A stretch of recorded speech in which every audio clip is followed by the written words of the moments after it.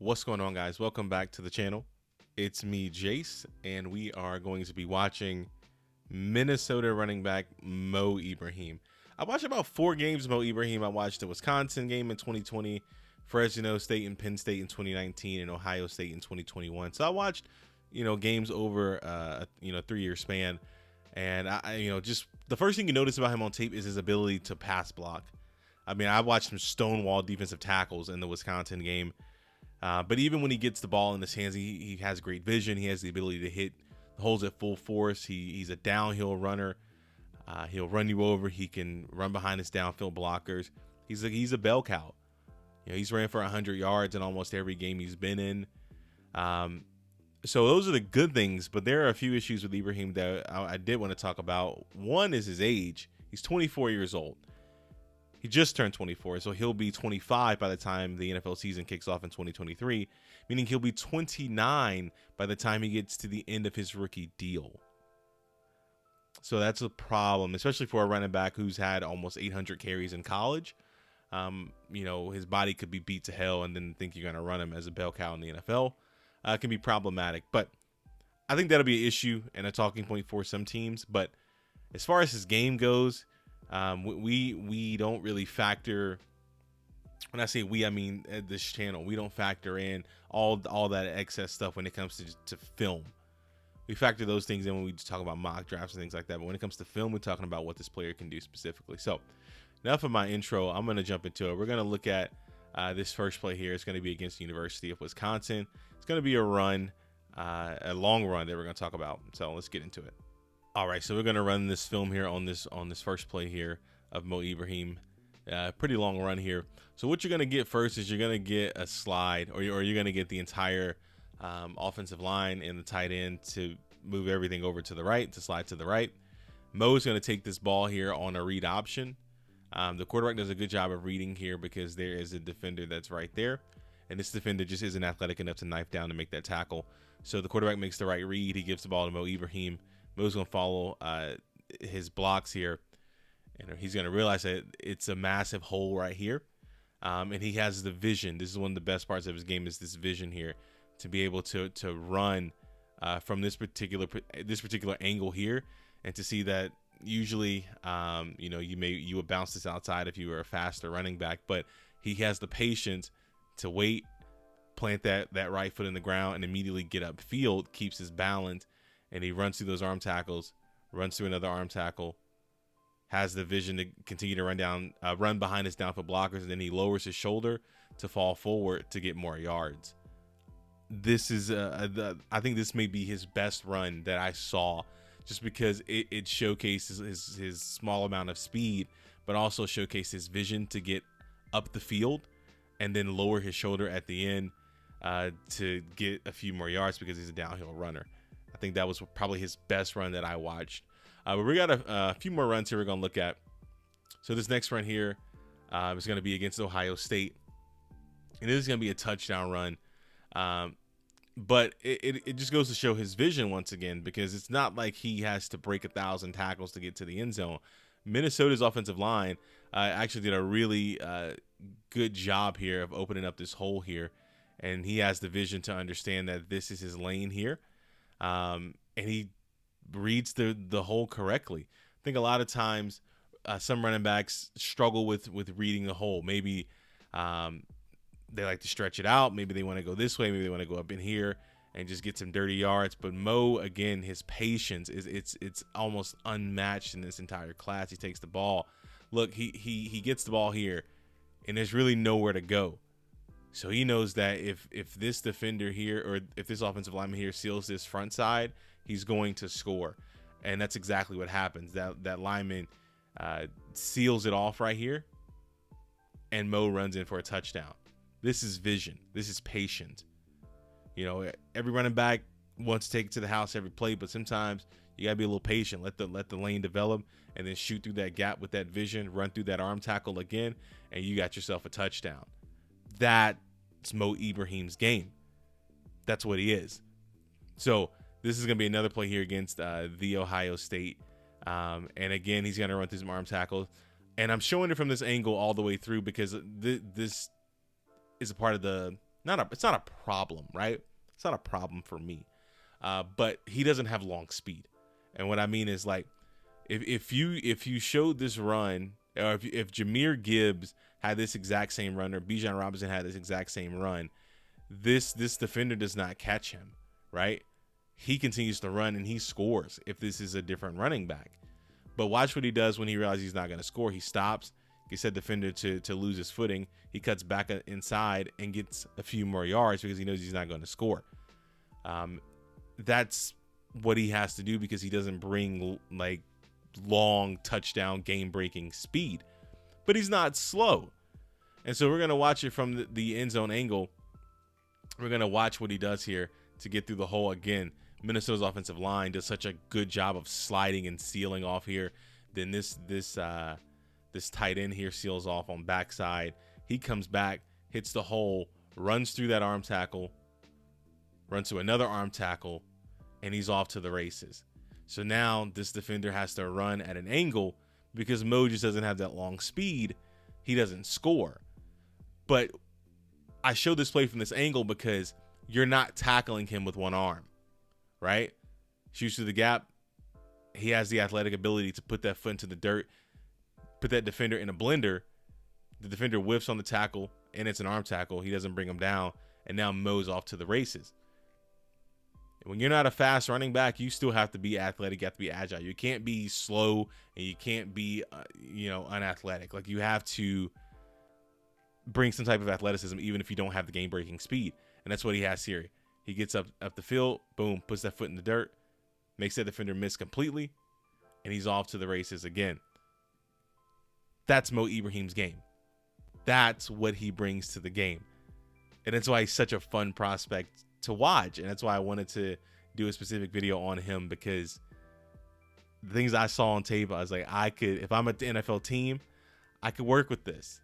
But there are other contributing factors to his game that could prevent him from getting an opportunity to showcase his work in the NFL. But those are his long runs. As I said, we're going to cover his longer runs. We're going to look at his pass pro up next, and then we're going to get into his goal line work as well. So let's talk about Mo Ibrahim's pass pro. I think Mo Ibrahim is the best pass pro running back in the entire draft process. That's just me. Of all the running backs that I've seen, I think he is the best. I think he has the best technique, maybe because he's the oldest as well and he's had the most experience. But he's really good at this, and whether it's a blitzing linebacker, a blitzing corner, a missed block on the D line, he's able to go heads up with the blocker. He's able to cut a blocker, and we're going to look at both types of blocks here. We're going to check out his technique and his willingness to get down and dirty in pass pro, because that is how you can survive in the NFL as a running back. If you're not running the ball well, you can always pass pro. So we're going to check this play here. This is going to be against Wisconsin. So up top, here's Mo Ibrahim in the backfield to the right of the quarterback. So we're going to run this play here. And what you're going to have is you're going to have this linebacker here. He's going to, end up blitzing through this gap here. And it's up to Mo Ibrahim to recognize whether the blitz is coming from here or if it's coming from here, if it's coming from here. Well, Mo Ibrahim, you see his eyes already. They're pinned over here because he already sees that particular defender. So Mo's going to take that step. He's going to run to the block. He's going to run straight to the defender because it's between the only thing between the quarterback and this defender is Mo. So it's his job to protect the quarterback. He goes heads up. And then he goes right to his knees and he cuts the defender because the defender is coming at full speed. And this isn't a corner. This is the 235, 240 pound linebacker.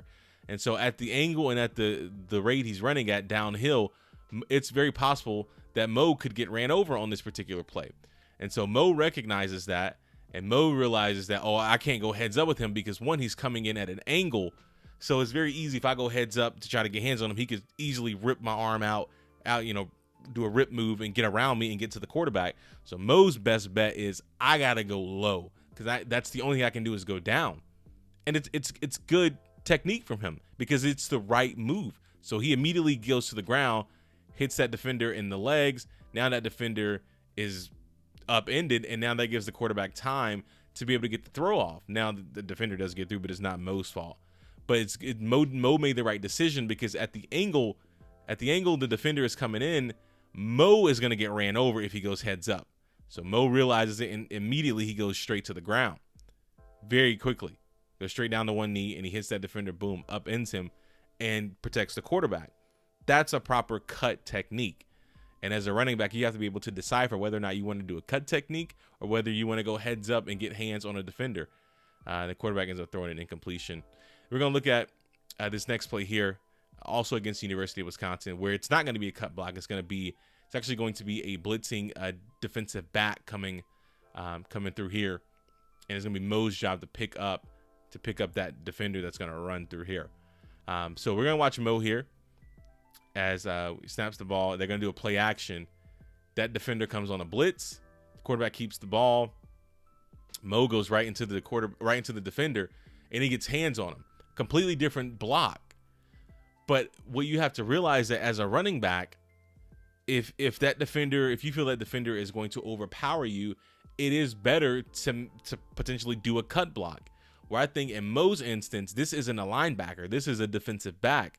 And Mo's thing is, well, I'm strong enough to take this guy heads up, and I have him straight on at an angle, or we're head to head. It's not like he's coming from this side or from this side. He's eye to eye with me, so I know that my technique in my hands will work in this particular instance because we are head to head, heads up.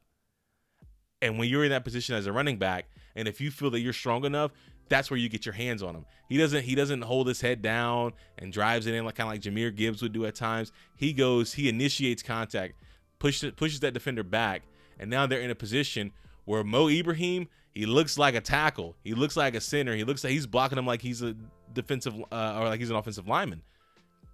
That's why I think he's the best pass pro back, because at the rate that he did it, for the amount of games that he did it, and the level of consistency that he had with doing it, I think he's unmatched in this particular area of his game in the draft process. I think he blocks like an offensive lineman. That's what you want out of your running backs.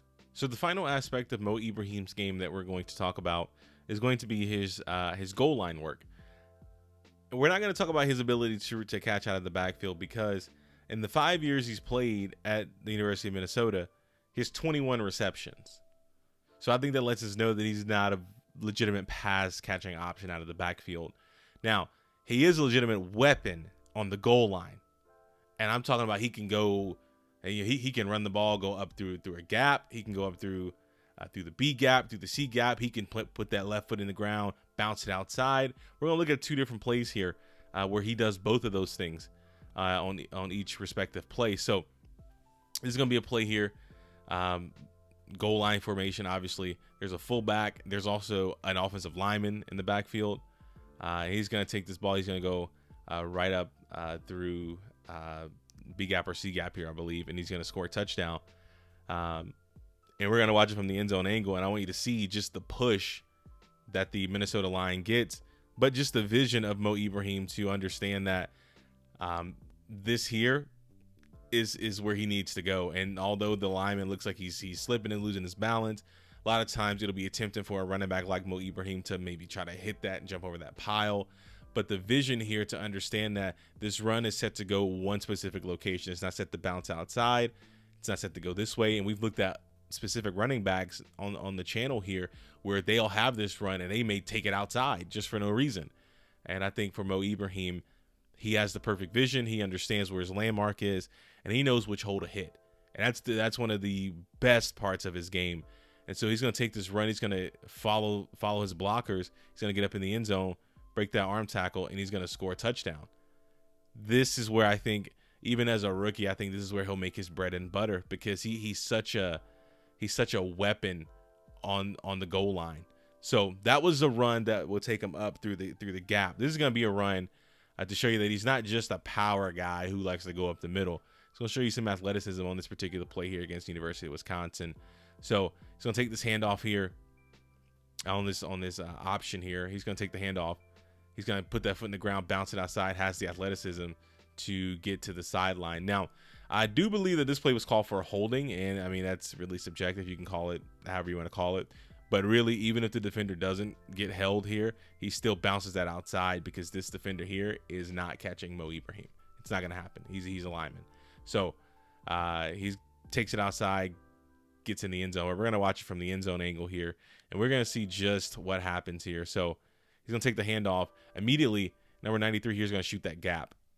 Now, normally with any other running back who may not be as strong or as athletic, this may be a tackle for loss, right? You see this a lot with Will Anderson, who will actually cover on the channel as well one day, but he'll knife down against the run and make this tackle for loss, where on this particular play, this guy does not make this tackle for loss. He actually reaches here, and this is where the hold usually happens here. But even then, even with the extended arm, he's nowhere near him. It gets called for a holding, but the guy wasn't going to make the tackle anyway, just because Mo Ibrahim had already put that foot into the ground to get outside, right? So he puts that foot in the ground again, and he bounces it outside, and he ends up scoring a touchdown. But I don't believe, I can say with full confidence, I don't think this guy makes this tackle on Mo Ibrahim, because Mo puts that foot in the dirt and bounces it outside even further.